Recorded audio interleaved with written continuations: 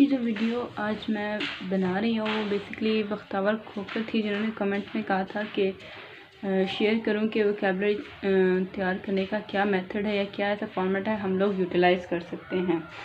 तो बेसिकली इसका कोई हार्ड एंड फास्ट रूल नहीं है कि आप कैसे, ये डिपेंड करता है हर किसी की कैपेबिलिटी से और हर किसी की कितनी पावर है, कितनी विल है कि वो कितने वर्ड्स पर डे या रिटेन कर सके, कितने मंथ में, या ये सब। बेसिकली जो CSS से स्पेसिफिकली हम लोग बात करें तो इसकी एक GRE लिस्ट होती है।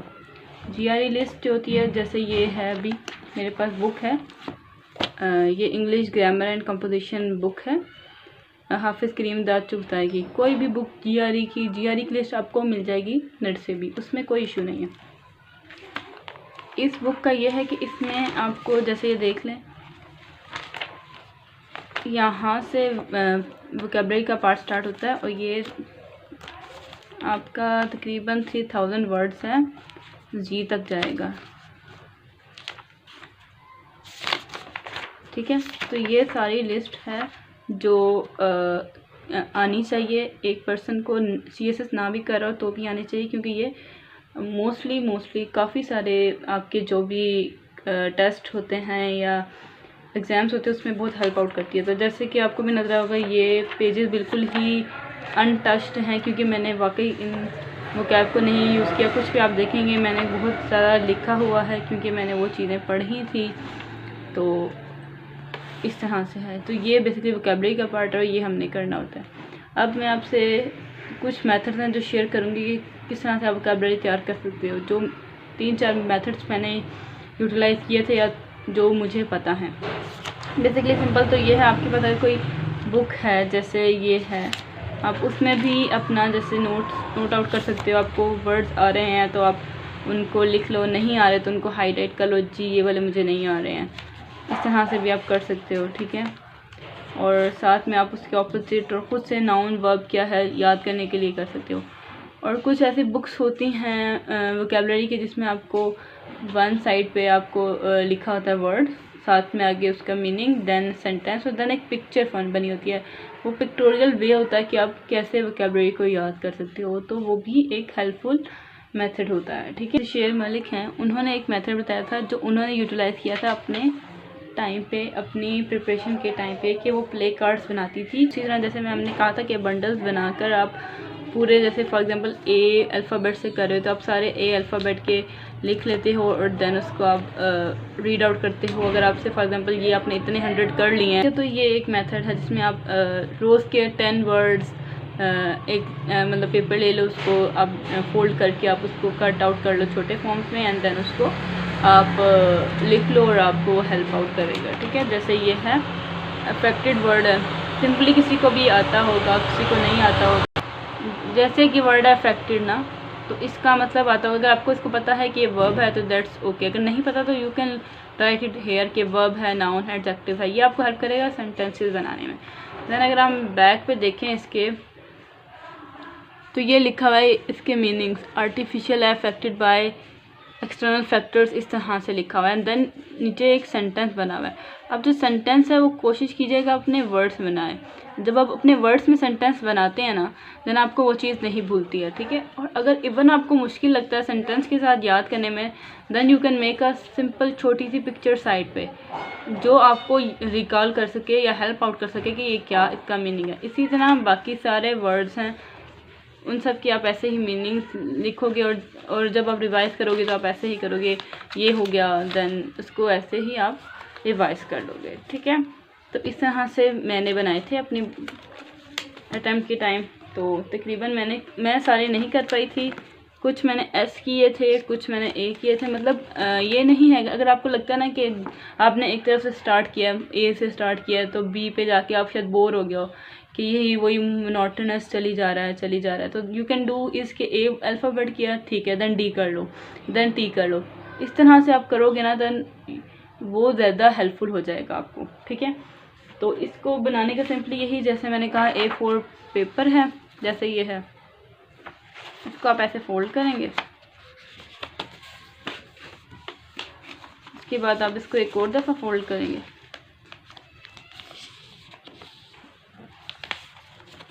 एंड देन इसको लास्ट टाइम फोल्ड करेंगे।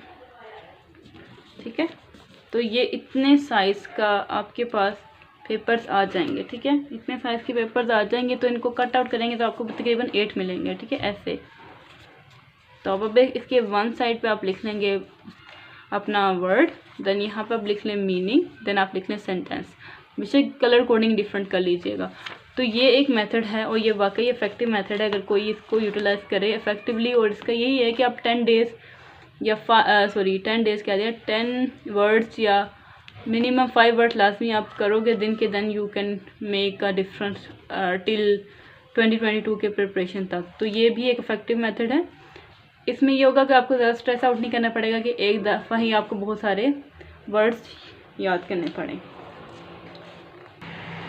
देन ये सेकंड मेथड है जो मैंने को यूटिलाइज़ किया था, वो मैंने किया था क्योंकि न्यूज़पेपर जो हम रोज़ पढ़ते हैं, जो एडिटोरियल्स पढ़ते हैं डॉन में, तो उससे रिलेटेड जो मैंने मटेरियल स्टार्ट किया था या उसके रिलेटेड बनाई थी मैंने वर्ड्स, वो मैंने इस तरह से रजिस्टर पे लिखा था। जैसे आपको अगर नज़र आ रहा हो ये फर्स्ट वर्ड असर्शन है। ठीक है, तो उसके जितने भी रिलेटिव सिनोनिम्स हैं मैंने यहाँ पे लिख लिया है। देन उसके बाद उसके नेक्स्ट लाइन में उसके ऑपोजिट्स लिख लिया है। ठीक है, देन एट द एंड उसका सेंटेंस लिख लिया कि सेंटेंस क्या। ठीक है, तो इसी तरह से सारा, फिर इसी तरह से मैंने कुछ पेजेस इसके जैसे आप देख रहे हैं बीच में छोड़े भी हुए हैं, मैंने कुछ लिखे हैं और कुछ नहीं लिखे। तो इस तरह से मैंने ये मटेरियल उस तरह से किया था। तो कुछ लोग इसको प्रेफर करते हैं क्योंकि हैंड ऑन प्रैक्टिस होती है, आप साथ साथ लिखते हो, साथ साथ सेंटेंसेस बनाते हो, तो आप साथ साथ उसको रीड आउट करते रहते हो। तो ये था हमारा सेकंड मेथड कि हम लोग वोकैबुलरी को कैसे तैयार करते हैं। ठीक है, इसके बाद हम लोग थर्ड मेथड देख लेते हैं। जो थर्ड मेथड मैं बताने लगी हूँ वो है स्लो तो है, लेकिन ये बहुत ज़्यादा जिसकी क्या कहते हैं रिटेंटिव एबिलिटी और आपकी कि आप उस वर्ड को यूटिलाइज़ कर सको वो बहुत ज़्यादा होती है।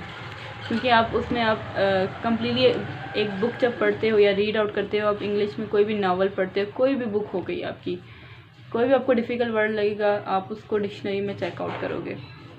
ठीक है, तो आप उस वर्ड को डिक्शनरी में चेकआउट करोगे और आप सिंपली उसका मतलब लिख लोगे। और जब आप एक पैराग्राफ में एक वर्ड देखते हो जो आपको डिफ़िकल्ट लगता है ना, और आप इसको चेक करते हो अपनी डिक्शनरी में एंड देन उसको लिखते हो, तो वो यकीन माने कि that have the retention ability up to 90%, कि वो आपको नहीं भूलती है चीज़, जब आप बार बार या आप एक फ़्लो में उस चीज़ को आप ऐड करते हो। ठीक है, तो ये जस्ट एक बुक थी जो मैंने GPP गवर्नेंस पब्लिक पॉलिसी का एक सब्जेक्ट था उससे रिलेटेड पढ़ी थी, तो इसने मुझे उस पेपर में काफ़ी हेल्प आउट किया था। उसके साथ साथ इसमें कुछ वोकैबुलरी भी थी दैट हेल्प मी, लाइक मैंने कुछ स्पेसिफिक चैप्टर्स पढ़े थे, उनमें जो मुझे नहीं आता था वर्ड्स में उसका मीनिंग वहीं पे लिख लेती थी। जैसे मैं आपको दिखाती हूँ इसमें से, जैसे ये इंट्रोडक्शन का एक नज़र आ रहा होगा आपको, इसमें फॉर एग्जांपल मुझे ये वर्ड नहीं आ रहा था पढ़ते हुए, आउटस्ट्रिप्स, कि उसका क्या मतलब है, तो मैंने उसका सिंपली मतलब ऊपर लिख लिया एक्सीड करना। ठीक है,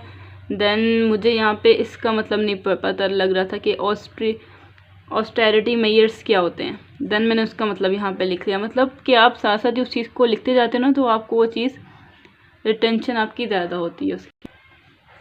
सिमिलरली ये नेक्स्ट पेज पे अगर आपको नज़र आ रहा हो, तो ये मैंने सारे उसी तरह वर्ड्स के मीनिंग साथ साथ लिख लिए हैं जो मुझे नहीं आ रहे थे। तो उस तरह से होता है, आपको एक तो कॉन्फिडेंस आता है कि आप इतने पेजेस पढ़ लिए, प्लेंटी ऑफ द वर्ड्स वो हैं जो आपको आते हैं, जो 2-3 नहीं आते आप उनका उसी टाइम मीनिंग देखते हो और आपको वो चीज़ क्लियर आउट हो जाती है। तो दिस इज़ इट। 3000 वर्ड्स हैं GRE के, उनको मैक्सिमम याद करने की कोशिश करनी चाहिए। और ये है कि अगर आप मिनिमम 5 to 10 एटलीस्ट करेंगे तो इंशाल्लाह आपका 2022 की उससे पहले अटैम्प्ट से पहले आपकी GRE हो जाएगी।